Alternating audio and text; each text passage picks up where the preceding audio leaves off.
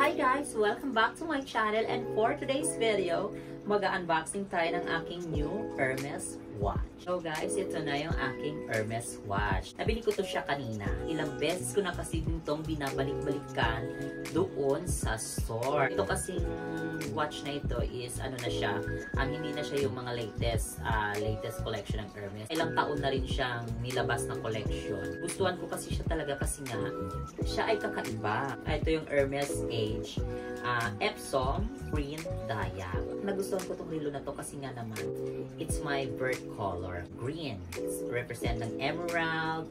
Gusto ko kasi talaga ang green kasi nga it's my love color, and favorite ko siya.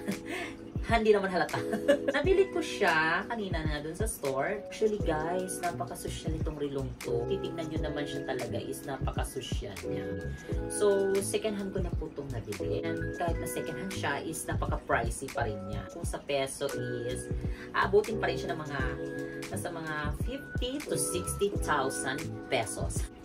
O diba, nakakaloka yung presyo niya. And so, green dial. And green din yung kanyang strap. Okay? Yung strap niya lang, dito, medyo nagkaroon na siya ng mga wrinkles kasi nga siguro is sa pagkakatago ng may-ari. Kasi parang hindi naman siya nagamit ng bongga kasi nga, yung dito niya talaga is wala talagang halos kagas-gas. Napakalinis guys. Sobrang ganda ng relong to. So, kaya naman na-inlove talaga ako sa ganda nito. Kasi nga, favorite ko kasi talagang green. Yan, napasakin na siya kanina. Isipan ko siyang i-vlog kasi nga, yan, ang sobrang cute niya talaga. Tsaka, hindi kasi ako nakakita nito guys sa YouTube. So, wala pa akong nakita na nag-unbox ng ganitong color. Mga nakikita ko kasi talaga usually is yung white talaga yung kanyang dial. And this one is green. Green talaga siya lahat. So, hindi ko alam kung anong taon to lumabas, anong taon siyang collection. Pero, wala na ako halos makitang ganito. Itong green na to. Actually, na nakikita ko talaga is yung white at saka yung orange. Siya lang talaga yung bukod tayo nakita ko ngayon na green. So, sabi ko, ay, ang cute talaga. Tapos, favorite ko pa talaga ang green. Kaya parang, nag-go na din ako dito. So, kaya hindi na ako nagdalawang isip. Nung una, syempre, ang best ko siyang binalik-balikan dun sa store. Kasi nga, it's so pricey, napakamahal. Kung isipin natin, syempre, dami ng mabibili doon sa pera na yun, di ba? Pero para sa akin kasi is, collection na din. Then, syempre, pagka gusto mo rin siyang ibenta, at least naman may value. Kasi nga Hermes, diba? So, napakaganda talaga niya, napaka-cute.